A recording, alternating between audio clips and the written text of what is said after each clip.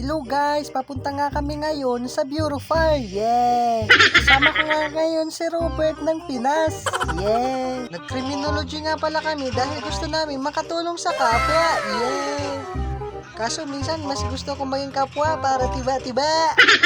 At ito nga naman yung kabady namin na taga Mandaon. Dala niya yung pating. Yeah!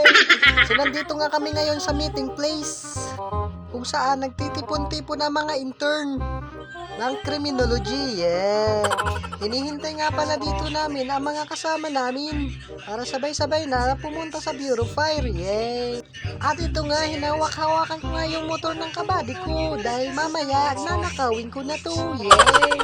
Sabi ko nga sa kabady ko, mas maganda ito kapag may sidecar. Yeah! At dito nga kinukuhaan ko ng video si Dodong, si Dong's Vlog dahil bago nga yung motor niya. Yeah! Ito nga naman yung kabady namin na si Kano. Kano ang tawag sa kanya dahil maputi siya. Yeah. Sana all. At dito nga ay nagsusulat kami ng mga pangalan na absent dahil baka sa amin ay gagawing marcher of the day.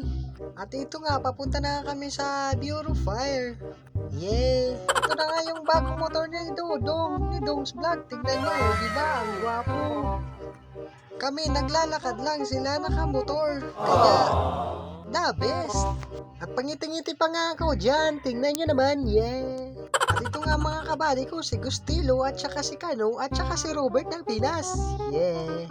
At dito nga, nagpaiwan ng isang kasama namin. Ginagawa mo? Napapatay niya rin yung sunog sa gilid ng puno.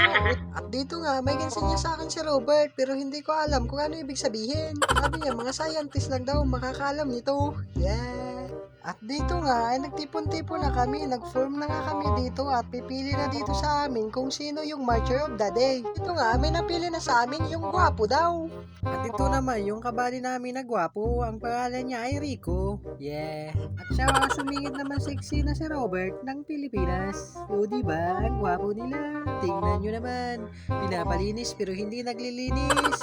At dito nga pala, ay binabantayan namin na lumipad yung eroplano. Tingnan nyo naman, ngayon lang ako nakakita ng eroplano dito sa Masbate. Yeah. At dito nga ay hinihintay namin na bumaba yung mga pasahero. Magkano kaya ang pamasahe dito sa eroplano dahil pupunta akong Japan at bibili ng yellow. Yeah. At dito nga ay kunwari ay nagwalis-walis ako.